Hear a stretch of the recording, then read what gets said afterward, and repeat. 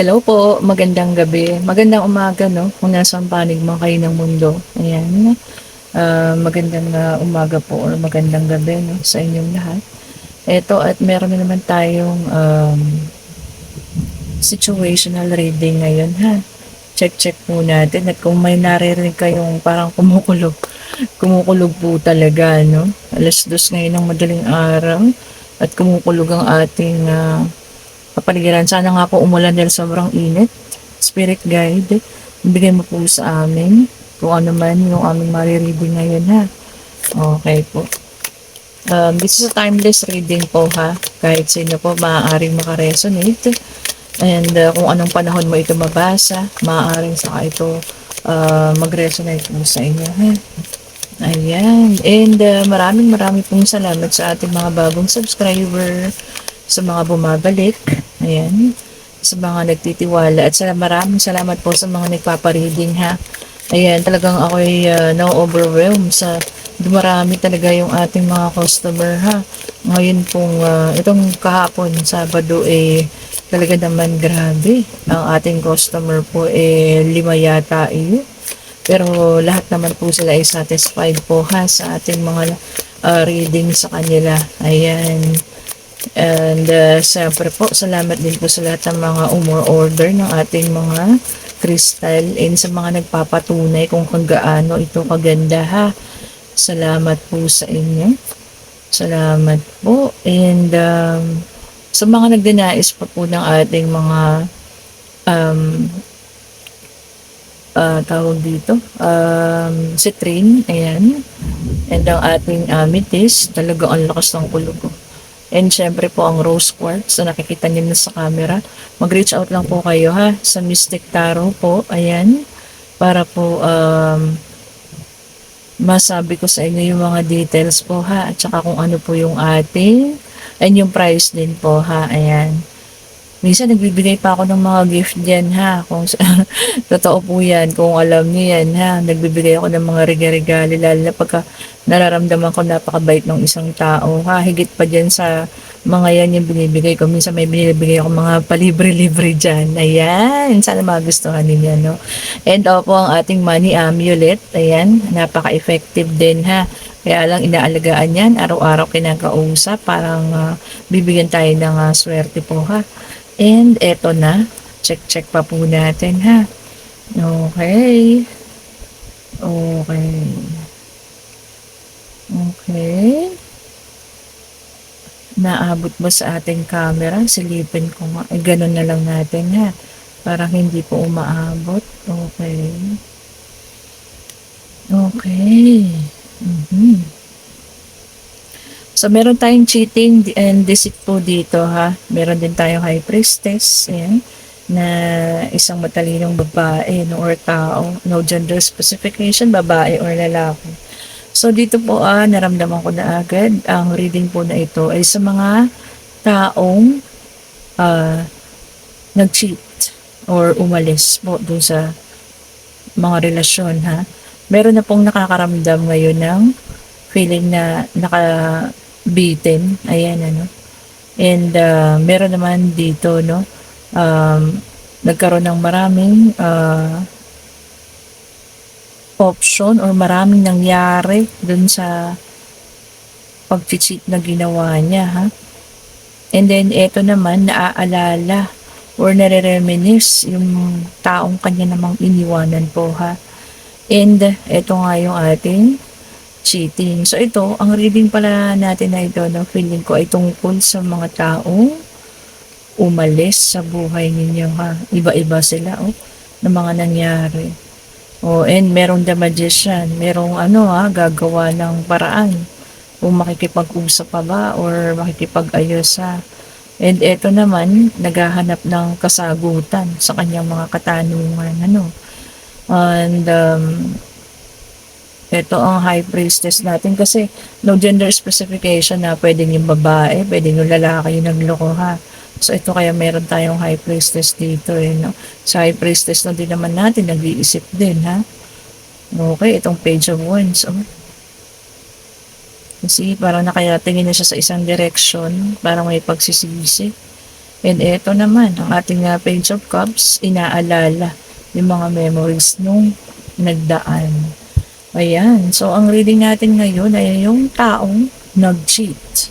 Kung ano yung kanyang present situation at kung ano yung kanyang nararamdaman sa ngayon. Okay. Divine Universe, ibigay mo pa nga po sa amin more clarification dito sa pangyayaring ito. Ayan, si cheater and temperance. So ngayon, naghahanap ng balanse ha, and this is a fire sign. So malakas ang ating Sagittarius. Oo, no, kailangan niya talaga ng balanse ngayon. Balanse sa pag-iisip, sa puso, ayan. And the sun, lumabas din. Oh, fire sign talaga ang malakas ngayon ha. Okay, so kailangan niya raw po ng rebirth. Rebirth parang ipapanganak muli ha. So talagang may pagsisisi naman dito sa taong ito, no? Na kung sino man tong taong ito na nakagawa ng cheating. Uy, ang ganda ng pag ano ng baraha ngayon. Ang ano ng kanyang tunog. Parang nagsasalita. The Tower, talagang siya yung naging cause ng distraction po ha. Maaring sa inyo, sa buhay ninyo, sa relationship ninyo.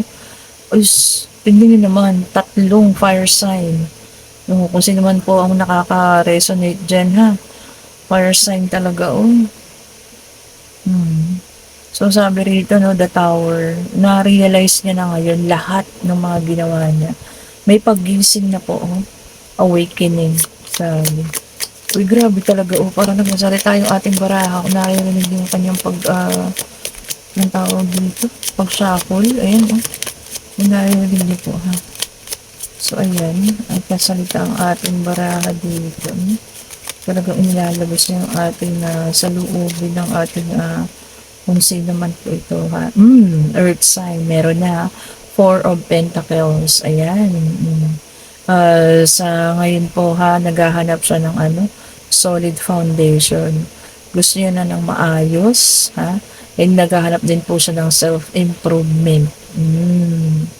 Talagang kailangan niya ng self-improvement ngayon po ha, kasi di ba, syempre nakasakit ka nare-realize mo na hindi tama yung ginawa mo no? Sobrang sakit ng ginawa nitong mga taong to sa maaring sa inyo. Kung sino man na nakaka-resonate dyan ha. Na iniwan, yung iba iniwan ng basta-basta na lang, yung iba naman ipinagpalit, no? Maaring sa mas bata, mas maganda, sa bagong kakilala pa lang. Grabe, ang sakit ng ganun, Minsan kasi yung iba umaabot ang relationship 5 years, 6 years, 7 years, 10 years. Tapos makakilala lang ng bago, 'di ba? Ang bilis-bilis, months pa lang. Kumbaga iikot mo na agad, iiwan mo kung ano man yung nandoon, Tapos aalis ka nang wala man lang pasabi-sabi. And this is also a fire sign na naman, Aries, Leo, and Sagittarius, namumuro kayo dito. Okay po, so meron tayong 8 of Wands, okay? Sa ngayon, ayan, nagsisisi siya. Kasi 8 of Wands is a quick decision. Nagmamadali, Nagmadali Hindi nag-isip Kumbaga, nagpadala sa bugso ng damdamin. Sa init ng katawan. Alam niyo na yan. Diba? Siyempre, may nakitang bago. Nagustuhan. So, nagpadala. Kaya, ayun, Yan ang mga nararamdaman niya ngayon, Tignan niyo naman. So, full of regrets. Doon sa'yo naman itong mga taong ito po, ha? Meron taong nakahang, kumbaga, hindi malaman kung ano yung, ayan, gagawin, Ito naman si High Priestess. Hindi alam kung puso o isip. At ito naman, lagi na lang nakatanaw doon sa mga nakaraan. Sa mga memories ninyo. Tingnan nyo, akala nyo hindi sila nasasaktan, yung mga cheater. Tingnan nyo, This is an air sign po, ha. So, meron ng fire, earth, and air. So, ayan, lumabas na yung 3. Tingnan nyo, this is a 9 of swords. Tingnan nyo. Meron din sila pong ano, depression. Yan. Meron din silang anxiety. Yan. Meron din silang mga gabi. Nagigising sila at hindi sila makatulog ng maayos po ha. Okay. So, akala natin ano masaya. Hindi pala. Akala natin masaya na sila kasi gano'n yung nangyari. Hindi po ha. Okay po. Teka lang po ha, at namatay itong ating monitor dito. Kailangan natin, ayan, bukasan yan para mas maliwanag. Okay, so ayan. Ano ba, gusto ko bang sabihin na buti nga sa'yo, nakakaramdam ka rin ng ganyan. Tama ba yun? Ha? Kasi deserve nila yun eh, no? So kung ano man yung nararamdaman mo ngayon, kung ano man yung dinadanas mo ngayon, whether nahihirapan ka man, financial, o ang puso mo ay nasasaktan, I think deserve mo po yan, ano? Kung sino man yung mga, see, Five of Cups, tignan nyo naman, water sign, lumabas na lahat ng ating mga sign, ha? Cancer, Scorpion, Pisces, nagsilabasan na po, ha? Ayan, so sabi niya rito, acceptance, kailangan niyang tanggapin, ano, lahat ng mga nangyari, lahat ng mga sakit, and sabi rito, kailangan niyang humanap ng katahimikan. Natural, kailangan mo nang hanapin yan ngayon. Nakasakit ka eh. So, ayun na. Ito na po yung tinatawag ko nga sinasabi ko lagi na karma sa kanila. Okay. So, ayan. Ito yung mga tao po, ha. Iba-iba kasing karakteristik nila eh. Apat sila dito. So, tingnan nyo na lang kung yan yung taong nang iwan sa inyo, no? Na nanloko. See? The Hangman. Ito talaga siya, Dito pa pumwesto rin. So, ang iba dito, no? Ang iba dun sa mga nangloko na yan, hindi malaman yung kanilang iisipin, ano? Nakapost lang. Hindi muna gumagalaw, hinahayaan lang kung ano yung mga susunod na pangyayari, ano? Kung meron mang karma, kung kinakarma, o ano pa man, ano? Hinahayaan lang nila. And this is also a water sign. Kumbaga, sa isip nila, let it be na lang. Kung ano yung mangyari sa akin, total kasalanan ko naman. Mga ganun na, ano? Tingnan nyo nga yan. So, yung sinasabi ko eh. And this is the emperor. Some of them naman, matured na. Matured na nga mag-isip, pero ginawa pa rin. Diba? Yung iba sa inyo rito na maaaring asawa to, na matured na tao na. Pero alam niyo yun, ginawa pa rin yung mga pagluloko sa asawa. Kumbaga matagal na kayong kasal eh. Pero ito pa rin, nagawa niyo pa rin. And this is a fire sign. Okay, so wala talaga sa to eh, sa edad. Magluluko talaga eh, no? Wala sa edad, wala sa tagal ng pagsasama. Kahit ilang, na kayo, dekada na, no? Pero pag oras na gusto niyang magloko, ayan, parang nanggigigil pati yung barahan natin dito, ha? Naririnig niyo po ba? Yung paglaklak ng ating barahan. Nanggigigil sa mga taong ito. Ayan, buti nga, paramihan sa kanila, feeling trap ngayon. Trap sa situation, ha? Siguro nakakaisip pa ngayon na bumalik. Kasi naisip nila walang papalit din sa taong iniwan nila eh. Di ba? Kung kung ako lang kung naibigay mo naman yung magandang pagsasama dito sa taong to, imposible na makakalimutan ka nito Imposible po yan. Nakakalimutan ka ng taong ito. Page of Cups. Same thing. May Page of Cups dito kanina. Tingnan nyo nga. Yun din ang iniisip. Talagang yun talaga, nire-reminisce yung mga magagandang nangyari nung ikaw pa yung kasama.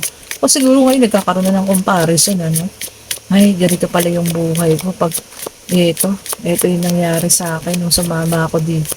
Samantalang isa akong hari nung nandoon ako sa kanya. Diba? Mga ganun na yung naiisip niyan. Diba? Kumbaga, pwede na natin sabihin, karma mo na yan, bahala ka na. Tama lang sa'yo. Ang gigil na naman ako sa madaling araw. Ano ba yan?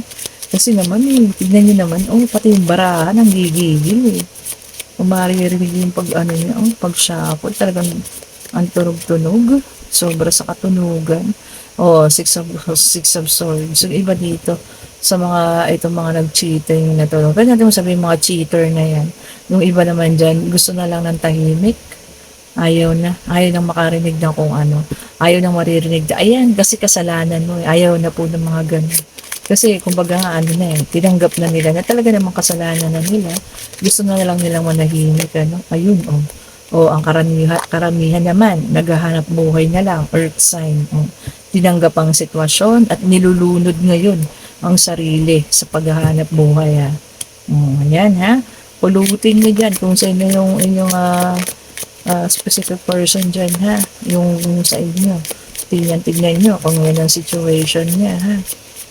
And yung iba naman nag-iisip kung babalik o hindi. Ano? Ayan. So iba-iba sila ha na mga pinagtutuunan ng pansin ngayon. Isa lang ang masasabi ko dyan. Meron at meron pong karma ha. Lalo na kung nakasakit kayo ng babae. No?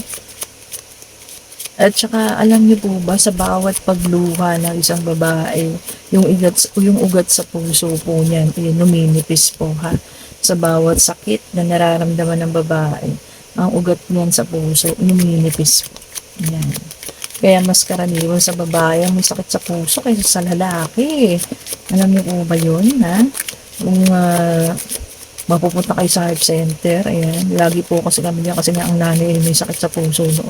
At lagi po nagpapa-check up. Nga natin. Oh, tingnan nyo nga. Oh, sa ngayon talagang ano, may gulo pang kinasangkutan to May gulo pa. Itong mga ito. Six of Pentacles, Earth sign. Ito kanina, Fire sign. So, lumabas na po lahat ha. Halos lahat po. And Six of Pentacles. Oh, tignan nyo. Oh, sabi rito. Pati yung abundance ano sa kanya malayo, kumbaga yung financial stability lumalayo sa kanya. Ayan loss, financial loss. Siguro itong taong ito ngayon kinakarma, hindi lang lahat kung sa emotional meron din financial na halos na nauubos din ang pangkabuhayan nito, baka puro utang na rin to Ayan, meron din tayong Knight of Swords. Ayan, ambisyoso kasi. O siguro kumuha ng bata. Ngayon, ang kinuhang bata, ang tawag niyan? Masyadong luho. Di ubos ang kabuhayan. Inubos meron din tayo dito ng Ace of Wands. Maaari namang magkaroon ng new beginning yung iba ha. Maaring mapatawad pa ng iba. So, depende na lang po ha. Case to case basis sa inyo. Kung papatawarin nyo o hindi po ang taong ito. And Page of Swords. Okay po. Maaari makipag-negotiate pa o makipag-usap sa inyo. Yung iba po ha. Yung iba naman mananahimik na lang. At yung iba itutuon na lang sa paghahanap buhay ang mga pangyayari po ha. Ayan. So piliin nyo na lang po kung sino dyan yung specific person ninyo ha. And syempre iiwan ko sa inyo ang pagdesisyon kung tatanggapin niyo pa ba etong mga cheater na to. Ayan, nanggigigil ako talagang Ayan Tapos saka ka ngayon makakaisip ng mga happy memories ninyo. Di po ba? Kung kailan nakasakit na kayo ng tao. Ayan ha, nagpaalala sa atin. No gender specification po. Pwedeng lalaki o babae yung cheater na ito. Okay, makakagigil ha. Sa 2:00 ng madaling araw, binuhay niyo na naman ang aking natutulog na damdamin. Ayan po, kasi anong tawag dyan? Break time ko na naman. So ito, ayan, kukunin ko itong isang ating card ha. Pwede na po tayo mag-isip ng inyong mga katanungan. Pwede pong sa love life. Pwede pong sa pag-travel, financial. Ayan, ayan na, lumabas na ng buo. Ito po, itong card na to, maikwento ko lang ha. Nagulat po ako dito sa card na to kasi talaga nagkaroon po ng reversal. Ayan nagkaroon po ng reversal. Hindi ko alam kung ano nangyari, pero merong mga card na nagka-reverse. Hindi ko talaga alam kung paano po nangyari ha. Pero kasi binabantayan ko to para hindi po mag-reverse. Pero sabi nga nung nag-search ako meron daw po talagang ganun na nagre-reverse na yung card. Kumbaga nag-upgrade na siya. Ayan, so it's time na mabasa na natin yung mga reversal po ha. Nagkukusa daw po talaga. Ayan, medyo kanalabutan pa tayo ngayon. Okay po, so ngayon hingin nyo na ang inyong katanungan, ha? Ano po ba ang katanungan ninyo? Tingnan natin ang kasagutan, ano? Spirit guide, ibigay mo po sa amin ang kasagutan sa kanilang mga katanungan. Okay. Ito na, lilingin po natin. Ayan, kung makikita nyo, talagang mayroong mga naka-reverse. Hindi ko alam kung ano po ang nangyari. Pero, hindi ko na ito gagalawin. Hayaan ko na siya, ha? Kailangan din makita natin kung ano yung mga naka-reverse. Ayan, nagulat lang ako at nagkaganyan siya. Okay, so this is a yes po, no? Kaya lang, naka-reverse. So, ibig sabihin po nito is no. Kung ano man yung itinanong ninyo, ha? And Ace of Pentacles reverse, in reverse siya. Dapat ito potential abundance. Kaso nakabaliktad. So yun na yung sinasabi ko kanina, ha? Ayan, magkakaroon ng financial loss, loss of opportunities. Kung sino man, yung mga cheater na yan. Lalo tigit sa financial. Kita nyo? Magkakaroon talaga ng pagkaubos ng inyong pangkabuhayan, ha? Nang dahil lamang sa pag-cheat ninyo sa asawa ninyo o sa kinakasama. Okay po, paghihirap. Yan. Yan na, karma nyo yan. Sabay ganun ano po.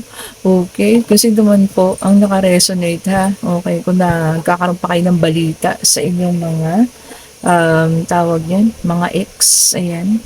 Mag-comment down below po kayo kung nababalitaan nyo na naghihirap na, or kung may sakit, wag naman ganun, wag naman yung may sakit.